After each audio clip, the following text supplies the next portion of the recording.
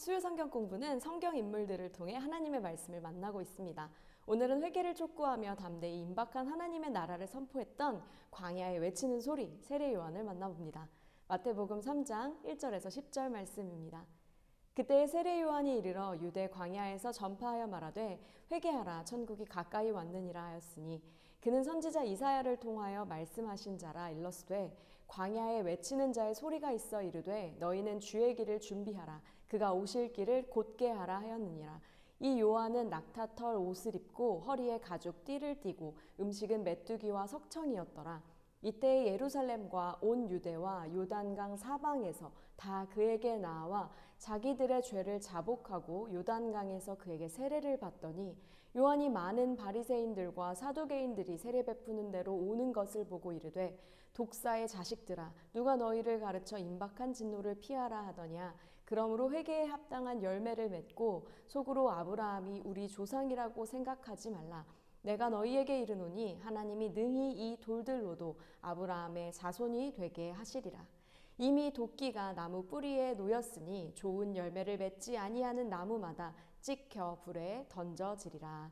아멘. 세례 요한은 헤롯 대왕이 죽기 바로 직전인 BC 5년에 태어나 예수님과 거의 동시대에 활동한 인물입니다. 나이가 많던 노 부부가 하나님이 보내신 천사를 통하여 아들을 낳으리니 이름을 요한이라 하라는 음성을 들었습니다. 그렇게 세례 요한은 예수님보다 약 6개월 전에 제사장 가문에 태어났습니다. 세례 요한은 오랜 시간 동안 광야에 거하면서 하나님과 깊이 교제하며 훈련받는 시간을 가졌습니다. 그 후 그는 요단 동편 베레아 지역을 거점으로 하여 심판의 메시지를 전했는데요. 그는 종교적 스타로 많은 이들이 그의 말씀을 듣고 따르게 되었습니다. 그의 인기의 이유인즉슨 당시 백성들은 자신들이 정치적으로 로마의 압제에서 해방시켜줄 구원자 메시아를 갈망하고 있었던 시절이었습니다. 세례 요한이 활동하기 시작하던 때에는 유대의 로마의 식민 통치하에 있던 종교적으로 매우 심한 몸살을 앓고 있었던 시절이라고 합니다. 당시 종교 지도자들은 타락할 대로 타락했고 백성들은 말씀을 갈급하여 믿고 따를 만한 신앙적 모델을 갈망하고 있었습니다. 그때 세례 요한이 등장한 것이죠. 하나님이 요한을 사용하셔서 요한을 통해 선포되는 하나님의 말씀은 능력이 있었고 사람들은 구름대같이 몰려와 요한을 통해 선포되는 하나님의 음성을 들었습니다.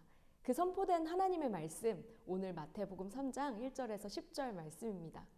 요한은 회개를 먼저 선포합니다.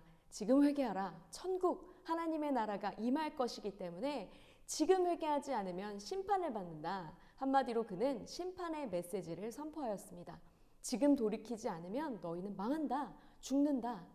세례 요한은 마땅히 전해야 할 바를 담대히 선포하였습니다. 이 세례 요한이 선포한 회개는 예수님께서 선포하신 내용과 같은 내용입니다. 즉 예수님이 선포하시기 전에 요한이 먼저 회개를 선포하고 또한 사람들에게 물로 세례를 주며 예수님께서 오실 길을 먼저 예비한 것이었습니다. 세례 요한은 바로 예언자 이사야가 말했던 그 사람이었습니다. 광야에서 외치는 소리였죠. 주를 위해 길을 예비하는, 주의 길을 곧게 하는 사람이었습니다. 비록 그가 광야와 같이 척박하고 메마른 땅에 서 있을지라도 그는 자신에게 주어진 사역의 길을 계속해서 이어나갔습니다.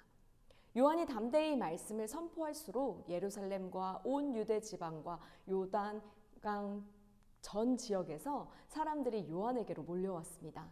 요한이 회개하라 외치는 그 말을 들은 사람들은 요한에게 와서 회개하고 세례를 받았습니다. 사람들은 요단강에서 자기 죄를 고백하면서 요한에게 세례를 받은 것이죠. 회개하고 죄를 고백하며 요한에게 물로 세례를 받았습니다.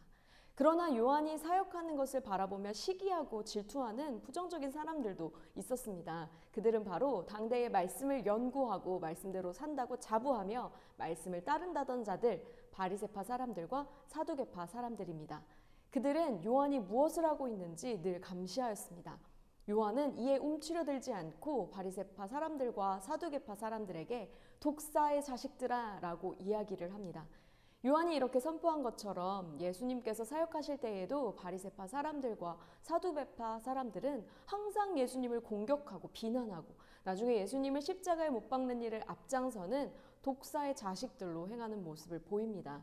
요한은 그들에게 회개할 기회를 제공하고 예수님께서 사역하시기 이전에 그들이 바른 길로 갈 수 있도록 이야기를 했지만 그들은 그 말씀을 듣지 않았습니다.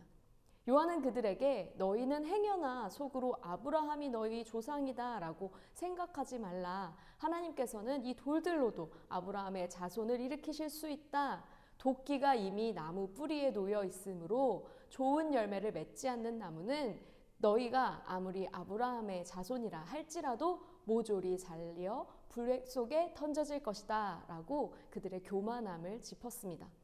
한 번 울며 회개한다고 이야기만 하는 것이 회개가 아니라 회개의 열매를 맺을 때까지 지속적으로 회개하며 계속해서 하나님 앞에 나아가야 할 것임을 또 이야기하기도 했습니다.